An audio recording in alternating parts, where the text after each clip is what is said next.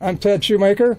I retired from Boeing in 1999, and I decided I wanted to work on refurbishing of planes. And I went over to the Museum of Flight, and they put me on the B-29.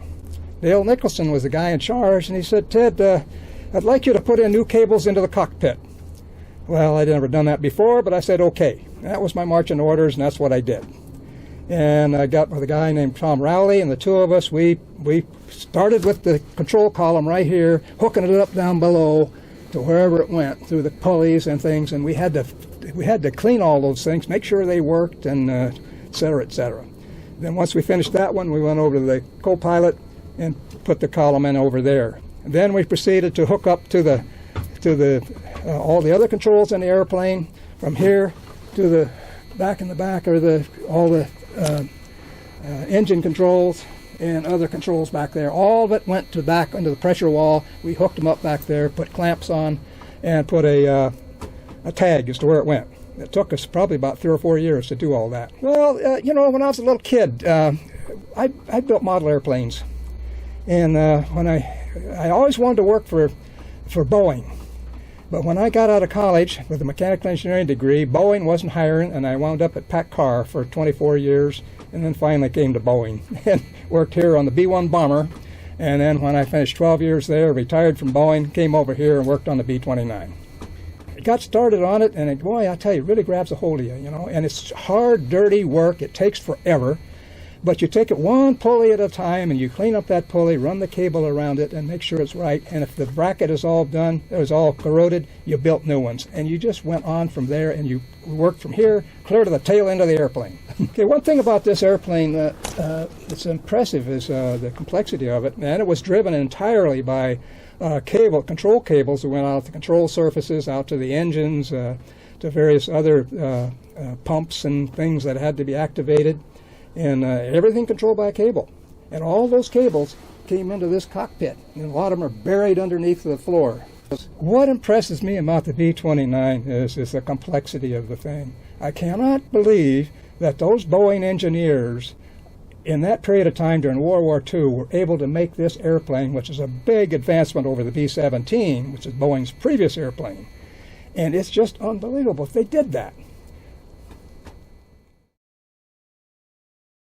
Hi, my name's Dale Smith. I've been working on the B-29 for over 10 years. One day a light bulb came on and I decided to build a proper, sturdy, permanently mounted ladder and started rough sketches and coordinating with Dale Thompson, and finally this is what we ended up with. During World War II, the crews had a small vertical ladder located in this area, utilizing these hooks and these red handholds to climb up, which for wartime situation, that worked just fine, but for us older gentlemen maintaining the airplane, we needed a safer, sturdier, angled ladder to enter and exit the airplane frequently. This is not a ladder that one could go to a hardware store and buy. We had to fabricate it to the dimensions of the space we had in the airplane to put it. I started with two 8-foot 2x4s and cut them at an angle, shortened them to the exact length so that we'd have the correct angle, so we'd have a safe ladder, and then had to notch this at each step to make it a good solid fit, and a lot of angles, a lot of head scratching to get it all done right. This simple ladder, sturdy and strong and safe, it has helped us restoration people get some rather large and heavy items up into the airplane much easier. And last September, a 94-year-old co-pilot that flew this airplane in World War II for 5 missions, his family brought him over, and probably due to the safety and the sturdiness of this ladder, we were able to get him up into the cockpit, and he sat in the co-pilot seat and reminisced and thoroughly enjoyed it. And it's things like that that make our volunteering all worthwhile. Hi, I'm Scott Taylor. I am a volunteer with the Museum of Flight. My background is I am an aviation mechanic, and I was a flight engineer with the United States Air Force Reserve. I have an airframe and power plant maintenance certificate, and I joined the Museum of Flight in 2009 and started working on the B-29 project. I got interested in World War II history, especially aviation, because it was just something fun to do. I at one time was building plastic models, and they're interesting to do, but they just collect dust on a shelf someplace. Now, 1-to-1 scale airplanes like the B-29 here, it's a lot more intricate, a lot more interesting to work on. What I am standing next to here, this is a turbocharger from the B-29. The B-29 had actually 8 of them, or 2 per engine. What it did is it pressurized the air going into the carburetor for high altitude flying. When I got it, couldn't even tell. It was kind of a brownish black and full of oil and grease and everything else that you could imagine. And so I cleaned it, disassembled the whole unit and cleaned it up and made it presentable. This is a R3350 engine, 3,350 cubic inches, about 3,000 horsepower. What we see here is what I worked on. This is what they call the prop hub. Actually, there's on each one of these, there would be a 18-foot propeller blade sticking off the end of it. This is the hub here, which is the reversing device. So when they land, they can actually reverse the propeller blades, and it helps slow down the airplane. And so I restored this section on the forward part of the engine here. Well, I had to to restore it, I had to sandblast this hub. I had to polish the spinner hub here, repaint it, so it look decent for public display. I'm having a great time in retirement. This is a lot of fun, and the airplane is starting to look more like a good presentation for the public. And we, if the public asks us questions about this particular airplane, we're able to answer them with some knowledge. Even though we were, none of us were involved in the B-29 during the war.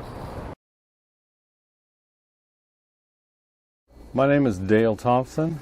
I've been working on the restoration of the B-29 since about 2002, when a friend of mine told me I ought to come down and talk to the then crew chief and see if they had anything for me to do. He basically hired me and put me to work doing restoration of the wiring within the airplane. We had previously, people had removed most of the old wiring, virtually all of the old wiring out of the airplane, because it was in very deteriorated condition. So I started doing some of the fine wiring bundles that needed to be put in to connect virtually everything radio or electronic in the airplane. I didn't do it all, others were working on it also, but I put a lot of it in. Then the subject came up of radios, and working with a couple of the other guys, we attacked the radios in the plane. We were lucky enough to have quite a few available that could be cleaned up, polished up, and actually made to work again. And in fact, as far as making them to work again, one example is right here with the what we call the command sets, which were plane to plane, plane to ground sets. And we got them up working, and we could legally put them on the amateur radio band, and we actually talked between this airplane and the B-17, whose radios also had been restored. That was kind of fun to do. Then one of the crew chiefs said, what about the turret system on this airplane? We've got a lot of the parts lying around. Could we possibly get one of the turrets working? Well, that took 2 or 3 of us working a long time to do that. We had to redesign and start from scratch on the control system boxes because we couldn't find any. We got one working. And then the reply was, well, you got one working, how about 2? Well, this went on to where we got all 5 of them on the airplane working. We were lucky enough to have a 3rd turret that actually came to us from Britain, and we got it working, and it is now outside the airplane and will be used when we have a good covered area in here to display it. What impresses me about the B-29 is how advanced it was in the world of airplanes. It was such a move forward, for instance, technological-wise, aeronautical in all forms, from the B-17 and virtually every other bomber in the Second World War. It being the only bomber that was pressurized and heated was very impressive to me. As I have continued to work on its restoration, and I've learned a lot more about it that I certainly didn't know before I came to work on it, and it has further impressed me, and it's a further reason to restore it as a famous artifact. Also the fact that there really aren't very many of these that were saved. Out of 4,000 built, we're down to maybe 25 in somewhat reasonable shape, and we need to save at least one all the way back to a 1945 configuration, and not fly it, not upgrade it to flying, but have it a snapshot in time. One of the ways we've been able to do this is having a full set of Boeing drawings, and we have followed those so that we know we're putting things back the way they were rather than maybe the way it would be done today if it were being built today. When I'm in this airplane, when I think about the guys who flew it, I think about the conditions under which they were operating. It's kind of fantastic to think of these people leaving on these missions, going out for 8 hours before they could even drop the bombs and come back, and the excitement they had when they were allowed to take this duty, which was always done only by volunteers. Restoration is important to me because these are very important pieces of history. The B-29 has been a favorite of mine from the time I was a little kid. It was actually the first airplane model that I built was a B-29. I've been interested in them ever since, and when this came along as an opportunity, I really was pleased to be able to be part of the team. My name is Larry Tietz. I've been a volunteer since 2000. I signed on mainly to work on the remote control turret systems on the B-29. When I was a senior in college, I took a servo mechanisms course, and the entire lab, which lasted a semester, was the analyzing of the B-29 gun turret control system. So I was interested in getting it up and running on the B-29. These are 50 caliber machine guns. There was another caliber that was used on some of the other aircraft at the time. They were 30 caliber, but these pack a lot more punch. This is the upper forward turret on the B-29. There's another turret directly below it. Both of these turrets are controlled by the bombardier. When the plane was originally designed, this turret only had 2 guns, but they found that in a head-on attack with a fighter, that wasn't enough. So they changed the upper turret to a 4-gun turret to provide more firepower for a head-on attack. This is the other part of the remote control turret system. This is the gun sight. Every gunner in the plane, all 5 gunners, had something similar to this. It moves in azimuth, it moves in elevation. The gunner looks through the gun sight here. He sees a circle of dots. He keeps those centered on the airplane. He tracks it, and as he tracks it, these gyroscopes feed that information into the computer, and the computer calculates lead for the turret so that when the gun fires, the bullet intersects the target. Now, this was very innovative at the time. It has a lot of functions that before the gunner who was with the gun did. When you think about it, B-17, the gunner is tracking the target, but he has to add lead himself from his head. A few other things. This has a computer that was built by Singer Sewing Machine Company, designed by IBM, that interfaces between the gun sight and the turret and corrects for a bunch of things like lead, ballistics. Then you have another feature. When you look through the gun sight here, you see a circle of red dots, yellow dots. And this dial,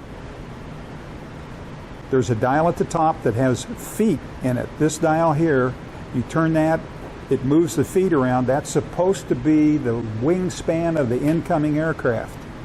And then this wheel over here, you turn it, the dots collapse and expand. You keep the dots on the wingtips of the aircraft. That allows the computer to figure out the range of the aircraft, which helps a lot because the gyroscopes here, as he's doing very smooth movements, allows the computer to compute the speed of the aircraft given the range, and that then works into a lead calculation for the firing of the bullet. I was interested in restoration mainly because I wanted to get the remote control gun system up and running on the B-29. You might say I was an aviation buff, but I don't have all that passion. I'm more of an engineering control systems buff, and I'd like to see the things function as well as they can.